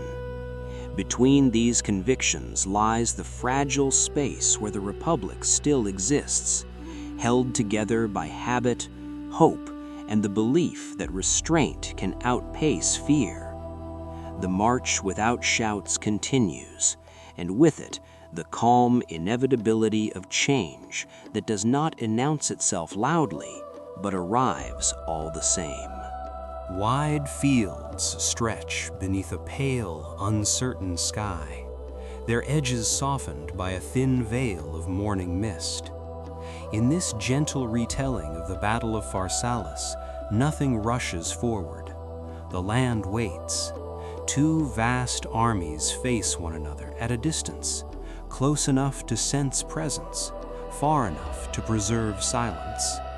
Armor dulls the sound of breath. Banners hang heavy, barely moving. The air carries the weight of weeks spent marching, waiting, thinking. This is not the moment of shouting. It is the moment before voices decide to rise. On one side stands Pompey the Great, surrounded by men who believe in numbers, experience, and tradition. His forces are large, confident in their scale, anchored by veterans and allies who trust the familiar structures of command. Pompey himself feels the strain of expectation more than fear. He knows that Rome watches from afar, that the Senate has placed its hope in him as the final barrier to disorder. The responsibility weighs quietly. He does not doubt his cause, but doubt is not required for fatigue to set in. Long nights and careful planning have thinned certainty into resolve. Across the field stands Julius Caesar, his army smaller, tighter, shaped by years of shared hardship. His soldiers move with an ease that comes from repetition rather than comfort. They have followed him through uncertainty before and learned to trust calm over spectacle. Caesar does not pace or perform. He watches. He senses the tension in the stillness, the way men glance toward the horizon and then back to the ground beneath their feet. He understands that the battle, whatever shape it takes, will be decided as much by endurance as by strategy. The mist lifts slowly, revealing more of the plain without clarifying its outcome. Time seems suspended. No one speaks loudly. Commands are given in low tones, passed from mouth to ear with care. This calm battle narration rests on the atmosphere rather than the clash. The armies do not hate one another. Many recognize faces across the distance, former allies now standing apart. The knowledge settles heavily. This is Rome looking at itself, divided by loyalty rather than by land. When movement finally begins, it does not feel sudden, it feels inevitable. Lines shift, formations adjust. The field absorbs the sound without echo. Details blur at the edges, as they often do in memory. What remains clear is not the violence, but the exhaustion. Men advance carrying the weight of choices made long before they reached this place. The sun climbs higher, thinning the mist but not the uncertainty. As the day wears on, the balance changes quietly. Caesar's forces hold together with practiced cohesion. Pompey's numbers, once reassuring, become difficult to direct across open ground. The field that promised advantage now stretches too wide. Orders arrive too late or reach ears already overwhelmed. The sense of control weakens not through panic, but through friction. Pompey recognizes this shift before others do. He sees that the field no longer answers him. The realization is heavy, unmistakable. Choosing withdrawal is not an act of cowardice. It is an act of survival shaped by clarity. Pompey orders a retreat, measured and controlled, intended to preserve what remains rather than lose everything to stubbornness. The army responds unevenly. Some move as instructed, others hesitate. The field, once quiet, grows confused. Caesar does not pursue recklessly. He advances with caution, aware that victory gained too quickly can dissolve just as fast. By evening, the plain empties. Mist returns, settling over the ground as if to hide what has passed. The battle fades into distance, leaving behind not triumph, but direction. Pompey understands that staying will only narrow his options further. He turns away from the field and toward the sea, toward uncertainty that still offers movement. Caesar remains behind long enough to ensure order, then prepares to follow, not driven by anger, but by the knowledge that the conflict has not yet reached its end. This ancient Rome sleep aid lingers on the quiet after the encounter. Fires burn low. Men tend to wounds without ceremony. The sky darkens gently. Pharsalus does not end the war with spectacle. It shifts its shadow. And within that shadow, both leaders carry forward the weight of what has been decided, even if the world has not yet fully understood it. The road away from Pharsalus feels longer than the road toward it. In this gentle retelling of the Battle of Pharsalus, the movement that follows is not charged with drama, but with exhaustion. Pompey the Great rides with a small retinue, leaving behind banners, camps, and expectations that once defined him. The air changes as the land gives way to the coast. Hills flatten. Wind carries salt instead of dust. Each mile places distance between Pompey and the field where command slipped from his grasp, not through betrayal, but through the quiet arithmetic of circumstance. Pompey does not speak much during this retreat. His thoughts move slowly, replaying decisions without urgency. He understands that defeat is not always loud. Sometimes it is recognized only after the noise has faded. His reputation, built over decades, does not dissolve in a single day. Yet reputation alone cannot gather an army back together. The Senate's confidence, once firm, now feels abstract, far away. Rome itself seems distant, not just by geography, but by momentum. The sea offers movement when land no longer does. Pompey boards a vessel with the careful dignity of a man accustomed to command, though command now travels with him in memory rather than reality. The water is calm, its surface broken only by the steady rhythm of oars. This calm battle narration lingers on the sound of waves against the hull, on the way the horizon stretches without promise or threat. The journey eastward feels less like escape and more like suspension, a pause where the future has not yet chosen a shape. Pompey turns toward Egypt not out of desperation, but calculation.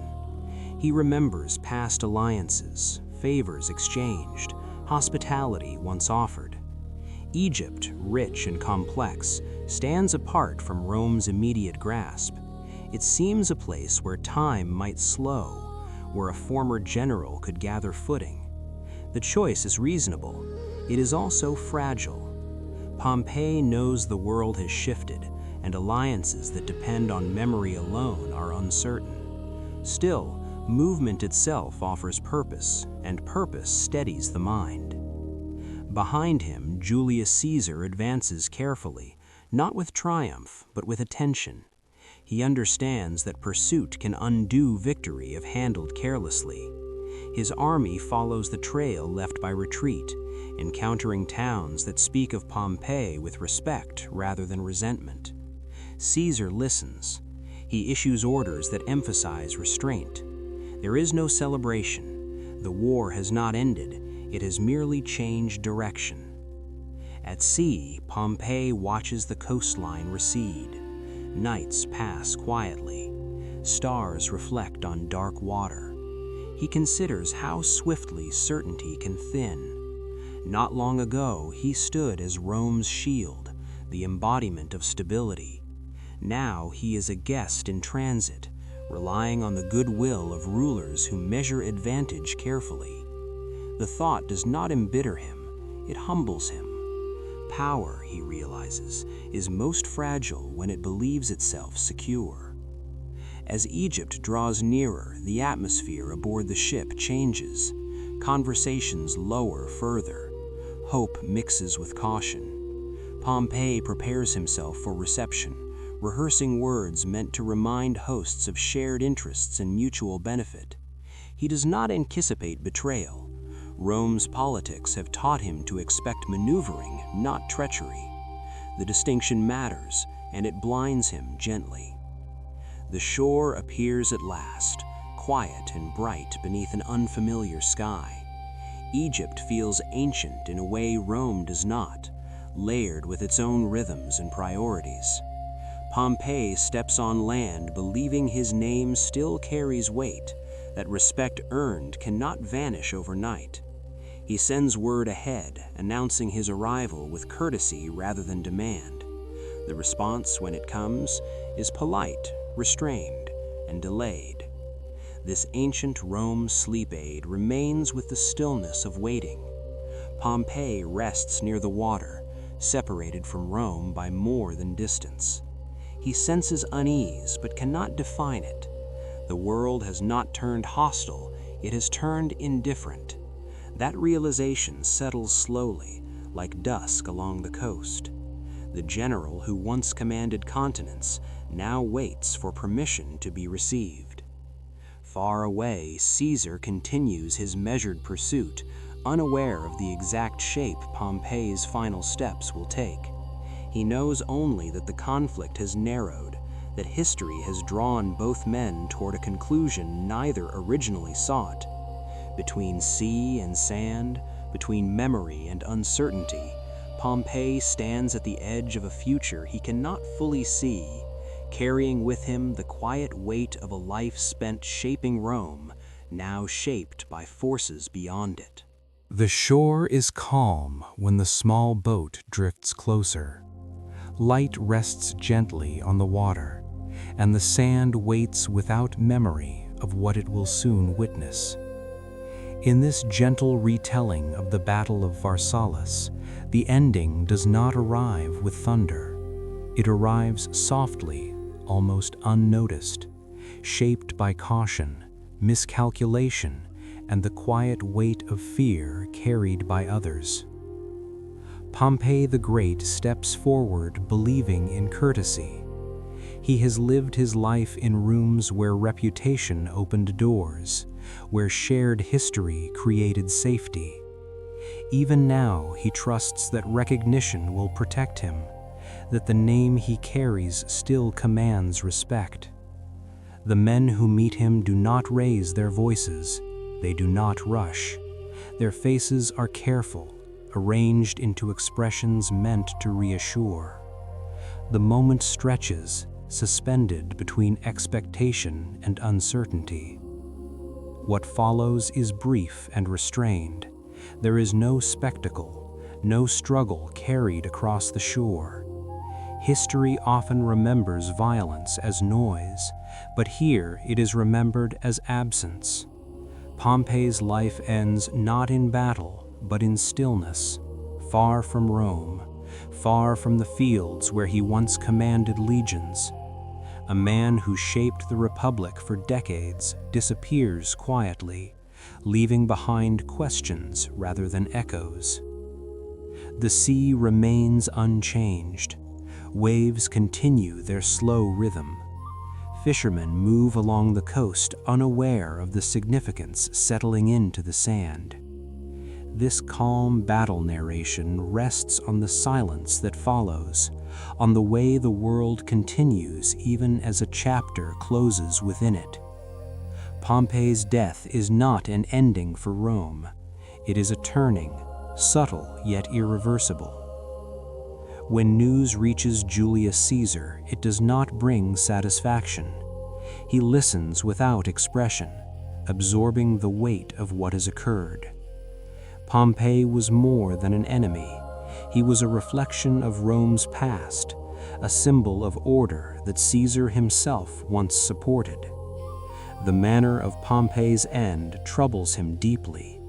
He understands that power without restraint breeds chaos, and chaos does not serve the future he believes he is building.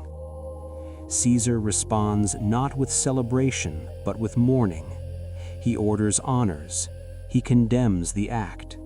In doing so, he sends a message meant to reach beyond the moment, to Rome, to allies, to those watching from the edges of history. The civil war, he knows, has already taken too much. It does not need cruelty to prove its point. This ancient Rome sleep aid lingers on the distance between intention and outcome. Pompey sought safety and found finality. Caesar sought order and inherited solitude. Victory does not feel complete when it removes the balance that once gave it meaning. Rome, too, will feel this absence. Without Pompey, the Republic loses a counterweight, a familiar shape against which it once defined itself. The shore where Pompey fell does not mark itself. No monument rises. No inscription is carved. Memory travels instead, carried by messengers, by whispers, by careful retellings that soften edges over time. In Rome, citizens will speak his name with a mixture of respect and regret. In Caesar's camp, soldiers will lower their voices, sensing that something larger than strategy has shifted. Pharsalus led here not as a straight line, but as a slow narrowing of choices. Each decision, reasonable in isolation, guided events toward this quiet conclusion. The war between Caesar and Pompey was never just about armies. It was about paths chosen and paths closed, about how power reshapes friendship, and how success can leave one standing alone. As night settles along the Egyptian coast, stars appear without comment. The water reflects them gently, indifferent to human ambition. Somewhere between Rome and this distant shore, the Republic drifts into a new phase of its existence. One pillar has fallen, the other remains, heavier now, bearing responsibility without equal. This calm history for sleep does not ask for judgment. It invites reflection. Pompey's end reminds us that history often turns not on grand speeches, but on quiet moments where trust meets fear. Caesar's response reminds us that even victors are shaped by loss. And Rome, vast and ancient, continues forward, carrying both men within its memory as it moves toward a future neither of them fully imagined. Today, Rome feels quiet in a different way. The noise of legions and debates has long faded, leaving behind white stone warmed by afternoon light. Columns stand without urgency. Roads curve gently through ruins that no longer demand obedience. And yet, in this peaceful conclusion to this Roman Civil War bedtime history, the city still speaks, softly, through memory. Every arch holds an echo, every worn step remembers weight. The story of two giants has not vanished, it has settled. Julius Caesar remains present in the rhythm of Rome's transformation.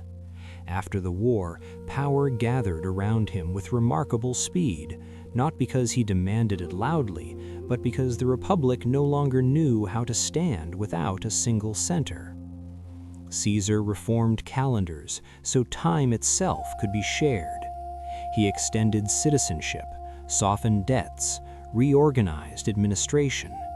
These acts were not gestures of conquest, but attempts at order after exhaustion. Rome had grown too large for its old habits. Caesar understood this and tried to give the city a new shape that matched its size. Yet reform carried its own shadow. Concentrated power changes how others breathe. Senators who once argued freely now measured their words. The old balance, never perfect but familiar, felt distant. Caesar did not rule as a tyrant in the way Rome feared most, but he ruled alone, and that solitude unsettled those who remembered collective authority. His assassination, sudden and public, was not the end of ambition, but its consequence. Rome had removed a man, not the condition that created him. Across memory stands Pompey the Great, quieter now, defined less by what he became and more by what he represented. Pompey embodied the older republic, expansion guided by Senate approval, power balanced by precedent, order maintained through shared authority. His greatness lay not only in victories, but in predictability. Rome trusted him because he felt stable. When he fell, the Republic lost more than a general. It lost the illusion that tradition alone could hold an empire together. Time has softened their rivalry into contrast rather than conflict. Caesar appears as motion, adaptation, and change. Pompey appears as structure, continuity, and restraint. Neither was complete on his own. Together, even in opposition, they outlined the full shape of Rome's struggle, how to govern vast power without losing the human scale that once defined it. The civil war between them was not simply a clash of armies, it was a conversation Rome could not finish peacefully. Each side believed it acted to preserve the Republic. Each was partly right. Each was incomplete. That is why their story endures, not because of battles remembered, but because of questions left open. As centuries passed, Rome changed forms again and again. Emperors rose where consuls once debated. Laws shifted. Borders moved. But beneath these changes, the tension between stability and transformation remained. Walk through Rome today and you feel it in the stones, where old foundations support newer walls, where the past is not erased but layered. This relaxing ancient Rome story rests on that layering. Caesar and Pompey do not haunt Rome as rivals anymore. They rest within it as lessons. Power can organize, but it can also isolate. Tradition can steady, but it can also resist necessary change. Friendship can survive ambition only when ambition listens as much as it commands. Rome learned these lessons slowly, at great cost, and yet it learned them. The city endured beyond both men, carrying their choices forward as part of its long memory. The giants slept, but their influence did not vanish. It became quieter, woven into stone, law, and story. Today, if you stand among the ruins of Rome, nothing argues anymore. The stones do not choose sides. The columns do not remember banners. In this peaceful conclusion to this Roman Civil War bedtime history, the city exists beyond judgment. It breathes slowly, warmed by sun and shadow, as if time itself has learned to rest. The stories of Julius Caesar and Pompey the Great no longer feel like a war. They feel like a memory that has been turned over many times in the hand, smoothed by centuries of retelling. What once felt urgent now feels instructive. What once demanded loyalty now invites reflection. Caesar's legacy does not shout.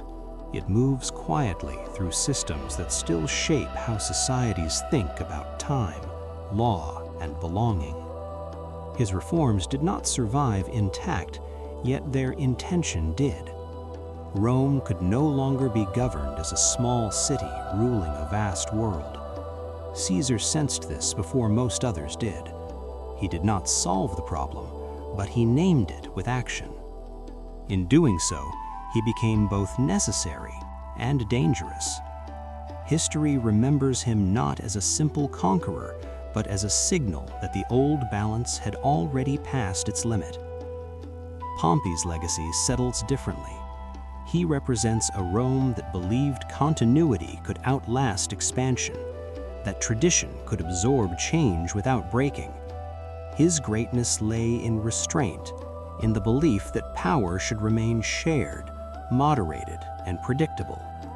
When Pompey fell, it was not merely a man who vanished, but a way of imagining stability. Rome learned, slowly and painfully, that the structures which once worked could no longer hold an empire stretched across continents. Between these two lives lies a truth Rome carried forward. Power always moves faster than the systems designed to contain it. Friendship strains when ambition grows larger than memory, and when a society reaches a certain size, it must either change its form or fracture under its own weight. The Roman Civil War did not answer these questions, it exposed them. Time, however, continued. Empires rose where the Republic once stood. Emperors ruled where consuls debated. And still, beneath marble and decree, the same tensions returned in different names and places. That is why this relaxing ancient Rome story still matters, not because Rome was unique in its struggle, but because it was early.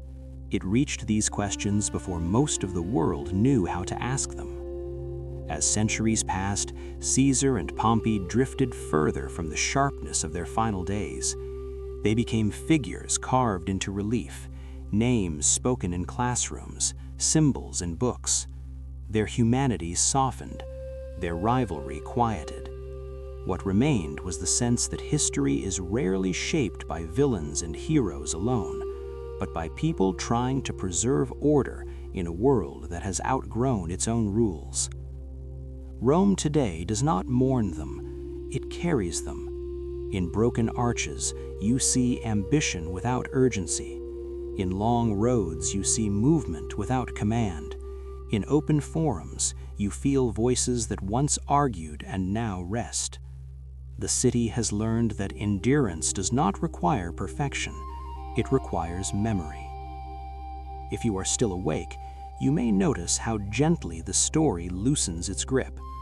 There is no final command, no final lesson carved in stone, only the quiet understanding that even the greatest struggles eventually dissolve into silence. Caesar and Pompey, once loud enough to pull the world apart, now sleep side by side in history's long night. And Rome, eternal and patient, allows them to rest. So let the city drift farther away now. Let the white stone fade into dusk.